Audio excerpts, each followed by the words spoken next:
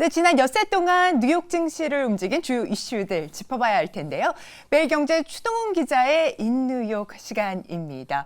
자, 길다면 길고 또 짧다면 짧은 추석 연휴 어떻게 잘 보내셨습니까? 네, 저는 좀 길었던 것 같기도 합니다. 아기들을 네. 봐야 되기 때문이었는데요. 그래도 네. 시간이 잘 갔던 것 같습니다. 네, 좋습니다. 자, 뉴욕 증시 같은 경우는 하루하루 나오는 뉴스에 황소와 곰의 치열한 힘겨루기가 좀 있었던 것 같습니다. 그중에서도 뉴욕 증시에서 반길만한 소식, 셧다운 해소 이슈가 좀 있어서 먼저 좀 전해주시죠. 네, 맞습니다. 저희가 연휴를 보내는 동안 미국에서는 가장 중요한 경제 뉴스 중에 하나, 바로 셧다운 리스크가 임시적으로 해소되었다라는 뉴스가 나왔습니다. 완전히 해결된 것은 아니고요. 45일간의 시간을 벌었다 정도로 정리하면 될 것 같습니다. 시한 종료일인 30일을 무려 3시간만 앞둔 상황에서 극적으로 타결이 되었다라고 보시면 될 것 같고요. 이에 따라 셧다운 위험은 45일 뒤로 미뤄지면서 11월 17일까지 연방정부 예산은 기존 예산을 동결하는 수준으로 정리될 것 같습니다. 결국 미국의 여야는 이러한 예산안을 놓고 추가적인 협상을 들어갈 수밖에 없는 상황이라고 보시면 될 것 같은데요. 공화당이 반대했었던 우크라이나를 지원하는 예산 같은 경우에는 반영되지 않았습니다. 반면에 바이든 대통령이 요구했었던 재난지원 예산 160억 달러 증액은 전면으로 수용했다라고 보시면 될 것 같은데요. 이게 결국에는 경제적 이슈가 정치화되는 부분에서 어떠한 이러한 정치적 리스크를 해소할 수 있느냐의 과제로 남아있을 것 같습니다. 현재 미국 경제 상황이 녹록치 않은 상황에서 이러한 정치적인 현안, 여야의 갈등이 조기에 해소되지 않을 경우에는 미국 경제 그리고 글로벌 경제에 미칠 여파가 상당히 크다라는 측면에서 이번 셧다운 이슈가 아직까지는 미봉책으로 이어가고 있다는 점을 예의주시하셔야 될 것 같고요. 이런 가운데 여러 가지 리스크가 해소됐다는 측면에서는 긍정적으로 평가를 해볼 수 있을 것 같습니다. 하지만 미국 증시가 반응했던 것들을 보면요, 그렇게 썩 좋은 반응을 보이고 있지는 않다라고 보시면 될 것 같고요. 특히 10년물 국채금리와 30년물 국채금리 등 국채금리에 계속된 인상폭이 커지고 있다라는 점도 우려를 키우고 있는 부분입니다. 금리가 계속 올라가고 있는 상황인데 국채 매도세가 계속 강화될 것 같고요. 당장 리스크는 해소되었지만 잠재적으로는 계속해서 문제점을 지적해 나가고 있다. 안고 가야 된다는 측면이 좀 부정적인 불안한 요소로 또 봐야 될 것 같습니다. 실제 이러한 금리의 상승 분위기에 대해서 여러 전문가들도 우려를 표하고 있는 상황인데요. 유명한 억만장자 헤지펀드 매니저죠. 빌 에크먼 같은 경우에는 연방준비제도의 공격적인 금리 인상으로 인해서 경제 둔화가 계속적으로 이루어질 수 있다라는 우려를 표했고요. 그리고 30년물 금리 같은 경우에는 5% 중반, 그리고 10년물 금리 같은 경우에는 5%를 근접할 것이다라고 예상을 하면서 여전히 금리 인상의 공포가 남아있다. 국채 금리에 대한 부담이 크다라고 이야기를 했습니다. 그리고 연준에서도 이러한 부분에 대한 우려를 계속 표하고 있는데요. 제롬 파월 의장이 다시 한번 공개적인 장소에 등장해서 금리 현황에 대한 분위기를 전했습니다.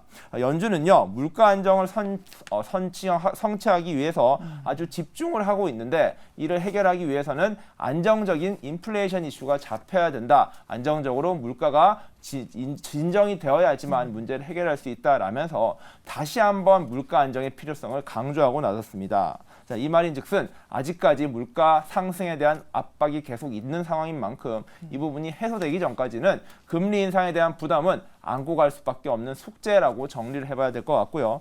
다만 거의 다 왔다라는 측면은 맞는 것 같습니다. 금리 인상을 해봤자 한 번, 정말로 많아도 2번 이상은 어려울 것으로 예상되는 만큼 언제쯤 그 끝이 보일 것인가에 대해서 투자자들과 여러 사람들의 관심이 계속해서 커질 것으로 보입니다. 네, 말씀을 주셨던 그 예산안 합의 기한 이제 시간을 좀 벌었다라는 셧다운 소식 좀 말씀을 주셨고요. 또 저희가 속보로 사실 좀 나왔던 부분인데 메카시 하원 의장에 대해서 해임 건의안이 가결됐다라고 하는 소식까지 저희가 전해드린 바 있습니다. 미국 시장 같은 경우 뭐 애플에서 지금 뭐 생각했던 거에 비해서 판매 견조하게 나오고 있다. 또 제조 PMI 3개월 연속 상승하고 건설 지출 데이터 데이터까지 호조를 나오면서 미국 경제는 좀 탄탄하다 이런 식으로 또 저희가 좀 해석을 할 수 있는 반면에 고금리, 장기화 이슈, 또 국채 수익률 지금 뭐 5% 말씀 주셨던 빌 에크먼이 10년물 5% 얘기를 했었는데 그러한 5%대 저희가 지금 보고 있는 상황입니다. 자, 이렇게 투심을 누르니 여러 가지 요인들을 작용하고 있습니다. 극적으로 모면한 이 셧다운 말씀을 주셨고 또 테슬라 워낙에 또 많은 분들이 투자하고 있는 종목인데요. 테슬라 소식도 있으시다고요. 네, 이번엔 기업 이슈를 한번 넘어가 보면 좋을 것 같은데요. 테슬라입니다. 테슬라에 대한 투자 관심은 국내뿐만 아니라 미국 현지에서도 매우 높다라고 보시면 될 것 같은데요. 최근에는 머스크의 자서전이 나오면서 이 테슬라에 대한 관심이 더욱더 높아지고 있는 상황입니다. 그런데 숫자가 발표가 됐습니다. 이 숫자가 좋지 않게 발표되면서 시장에는 좀 우려를 키우고 있다라고 보시면 되겠네요.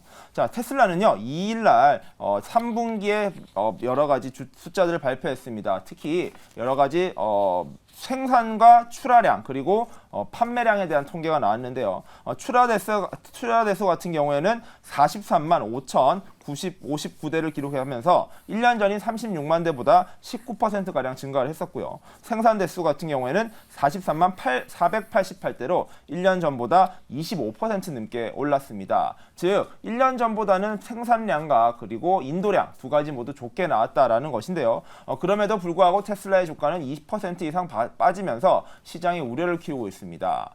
그렇다면 왜 생산량이 지난해보다 이렇게 많이 늘었는데 왜 이렇게 주가가 빠졌는지 살펴보면요. 네. 바로 시장의 기대치에 많이 못 미쳤다라는 부분입니다. 월스트리트 저널을 비롯해서요. 여러 전문 기관에서 이 테슬라의 3분기 출하량에 대한 예상치를 내놨었는데 그 예상치의 범위가요. 46만 대에서 약 47만 대 가량으로 되었었다는 겁니다.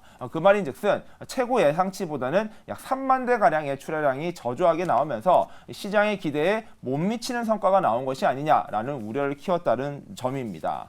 그런 만큼 테슬라의 향후 실적이 추가적으로 늘어나는데 어려움에 있지 않겠냐라는 지적이 나온 것인데요. 다만 테슬라 같은 경우에는 이 부분이 이미 예견돼 있었던 일이다라면서 수습에 나서는 분위기입니다. 자, 왜 그러냐면요. 지금 테슬라 같은 경우에는 최근에 모델 3에 대한 페이스리프트를 했습니다. 즉 새로운 모델의 디자인을 생산하기 위해서 생산 공정을 조율을 했었고요.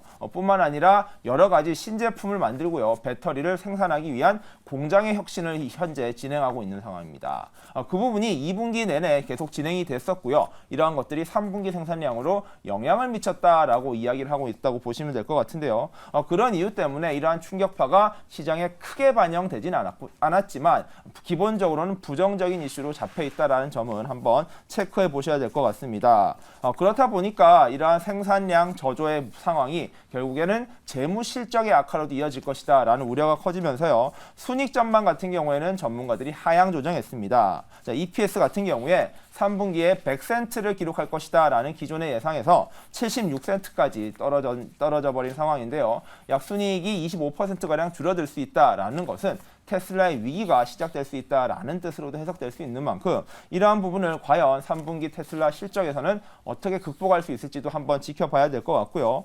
아마 이렇게 전분기보다 생산량이 둔화된 것 같은 경우에는 2년여 만에 처음 있는 일이라고 합니다. 그만큼 올해 생산량이 테슬라가 저조해질 경우에 시장에서는 충격파가 클 것이다 라고 이야기가 되는 만큼 기존에 테슬라가 가지고 있었던 올해 판매량 목표 바로 180만 대입니다. 이 180만 대가량의 판매량을 달성할 수 있을지도 한번 지켜보시는 것이 중요할 것 같습니다. 네, 3분기 생산량, 출하량이 예상치, 시장 예상치 하회하면서 주가까지 빠지는 모습 보였던 테슬라였습니다. 지금 업데이트된 부분들 추동훈 기자께서 좀 짚어주셨는데요. 테슬라 하면 전기차의 선두주자로서 테슬라가 이 지금 여러 가지 고금리 상황에서 흔들린다면 다른 전기차 업체들 좀 아주 어려울 것 같은데요. 네, 맞습니다. 중국 기업들의 흥행이 계속해서 커지고 있지만 미국 현지에서는 테슬라의 시장 점유율이 굉장히 높습니다. 약 80% 이상이 여전히 테슬라 차량이라고 보시면 될 것 같은데 그만큼 테슬라라는 기업은 사실상 전기차를 대변하고 있다라고도 볼 수 있는 만큼 이 테슬라가 흔들릴 경우 다른 전기차들 역시 당연히 영향을 받을 수밖에 없고요.